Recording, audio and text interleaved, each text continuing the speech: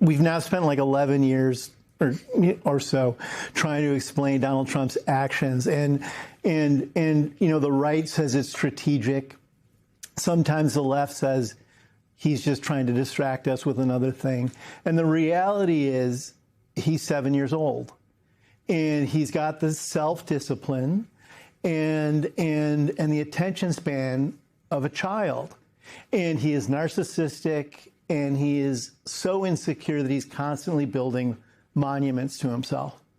And he doesn't really care about anything else. He doesn't care that Americans are struggling with the price of fuel and the price of food and the price of electricity and whether or not they can send their kids to school.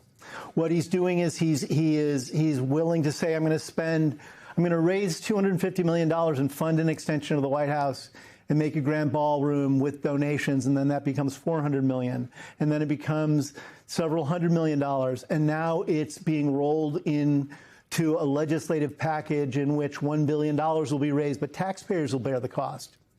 And he doesn't care how much money he spends to create monuments to himself because he has always been thus. And so, of course, there's no room in the way he sees the world to look after average Americans and how they're struggling. And there's, I think, a political price he's going to pay, but I don't know how much he cares about that either. I don't think he cares. I think you're right, Tim. He doesn't care. But the rest of us do, or at least we should. And certainly you would think that members of my party who run the United States government, House and Senate, who have approved and signed off on the men and women who run the executive branch part of our government, from the cabinet secretaries, et cetera, that they would be concerned.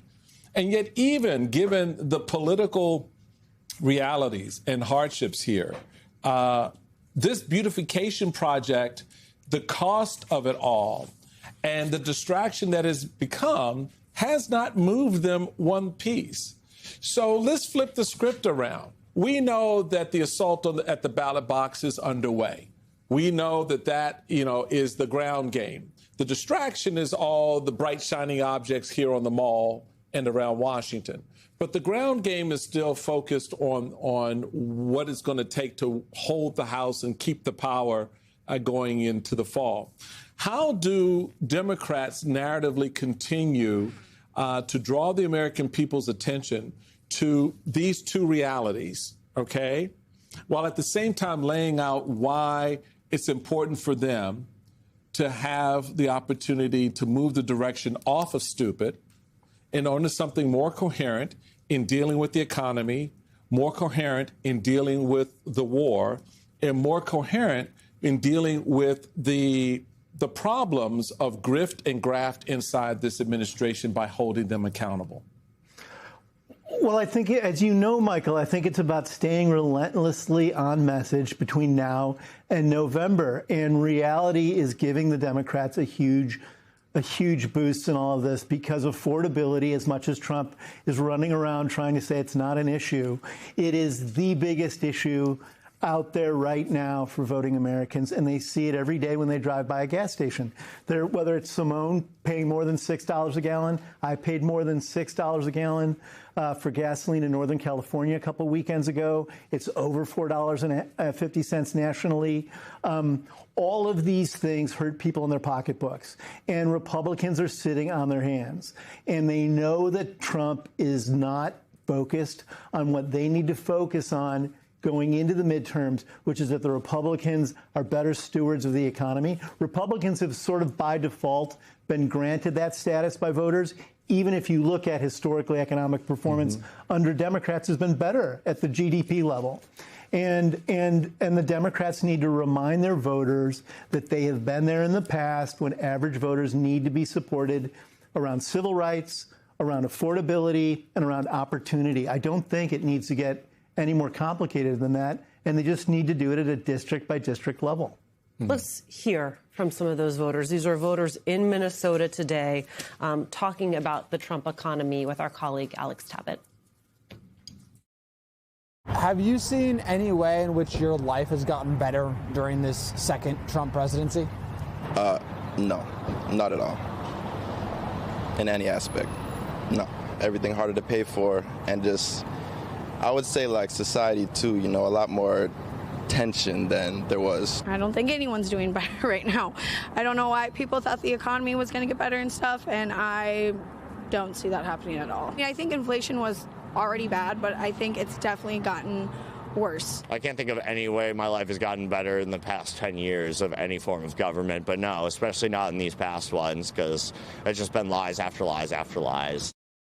And like, here's the thing, some of that could just be in the ether, but so much of it is self-inflicted. I'm thinking about the fact that you had Trump's tariffs be struck down by a trade court. And what does he do? He comes back saying, well, I'm going to tax them even more. I mean, you could just take it and walk away and say it's not working, we're changing course, but that's not what they're doing.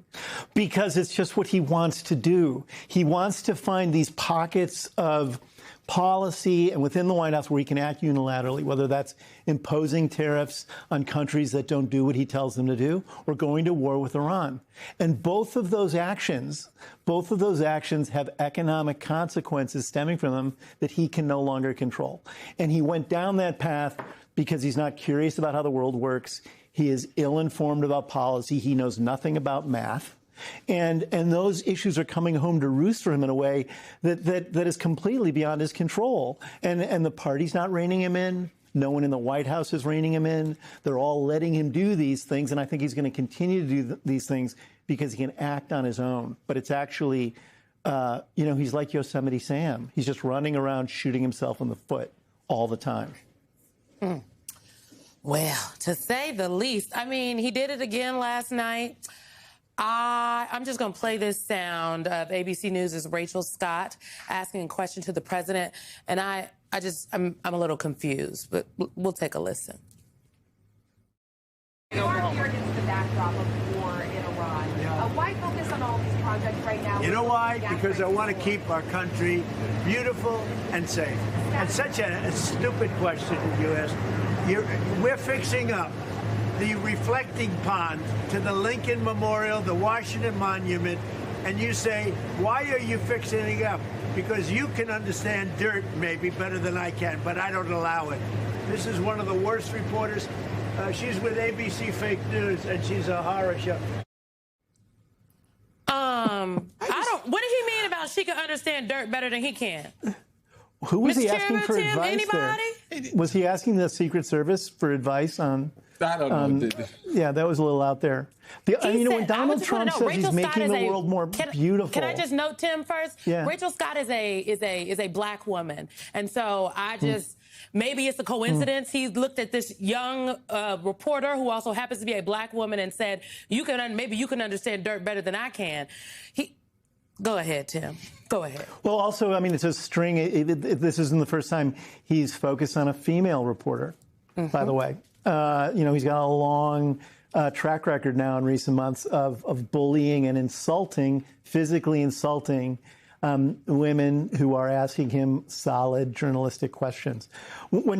I just think it's worth remembering when Donald Trump says, I'm making things more beautiful, Donald Trump has epically bad taste. And he isn't actually, none of the projects he has his hands right now are monuments to America or to the public who he serves or the public who pays his salaries. They're all monuments to himself. You know, the Triumphal Arch that he's proposed building over Memorial Bridge, between Arlington and the Capitol is grotesque in its scale. It hasn't been met with anyone thinking that it's anything other than another monument to himself. So he's not beautifying, he's self-aggrandizing.